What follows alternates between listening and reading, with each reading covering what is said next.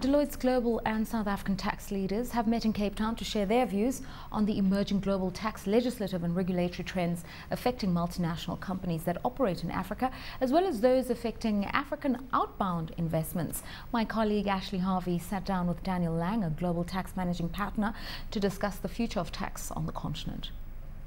The biggest trend is a business trend that is affecting tax.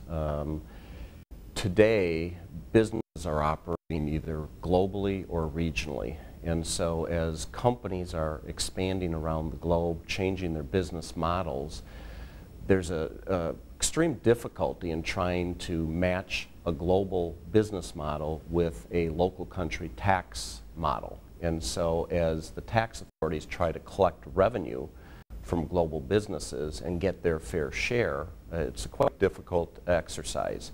And so what we're seeing on the tax side is tax authorities trying to toughen up their rules, either disallow certain deductions in order to protect their tax base as companies go more global.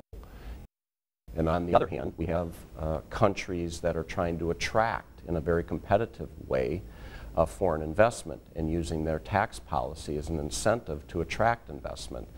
And sometimes you have countries that are trying to do both at the same time. Their existing tax base they're trying to protect and tax even at a higher rate, but attract new investment at a much lower rate. A lot of multinationals are moving to the African continent. In terms of tax, which country is closest to being the gateway to Africa?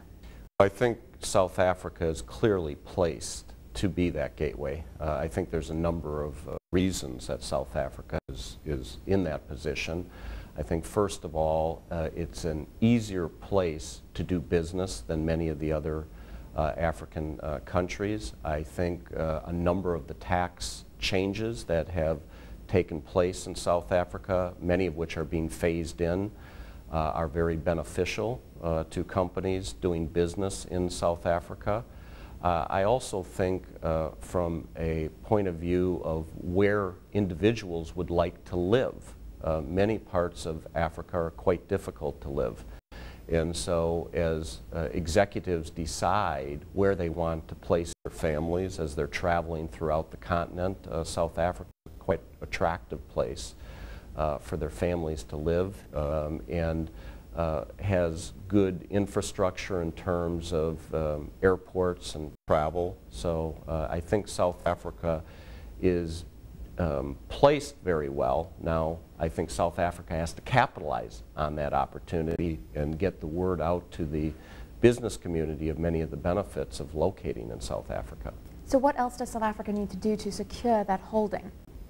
Well, I think I think South Africa, historically, if you go back a decade ago, was not a very attractive country to do business in. The tax laws were quite punitive, the exchange controls were quite punitive, and so some of those old memories don't disappear very quickly. And in the business community, in the international tax community, I think South Africa, as they're changing their rules to become more attractive, need to get out, the South African government needs to get out to the business community and talk about why companies should invest, because it is quite competitive.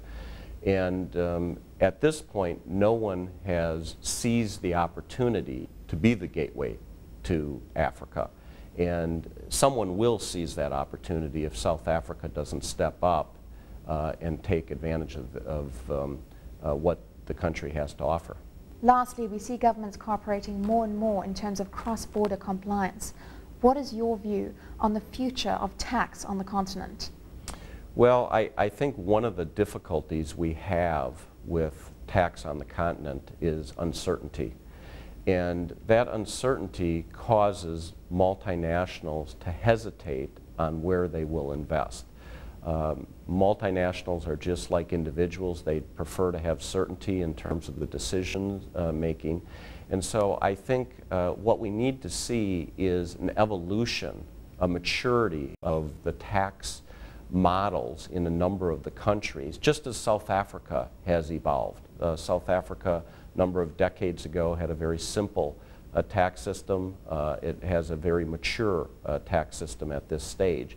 And we need to see the countries in Africa evolve to that level of maturity in a very proactive manner of dealing with the investments that are taking place. So as taxpayers are expanding, they know where they stand relative to their liabilities.